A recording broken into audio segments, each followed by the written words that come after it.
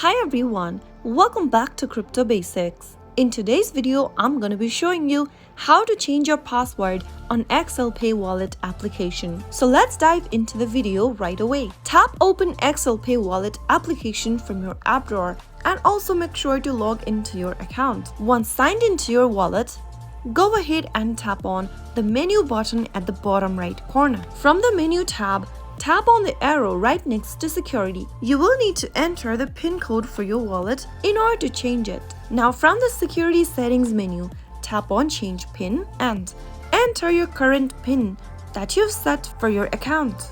Now, on the next page, enter the new PIN you would like to set or change to, re-enter the new PIN one more time just to confirm, and select yes if you want to enable biometrics for login so that you don't have to type in your password every time. If you don't want to enable biometrics, tap on no. And you have successfully changed your password or your PIN on your XcelPay application. Your XcelPay PIN acts as your XcelPay password. Every time you log into your wallet, you will need to enter it.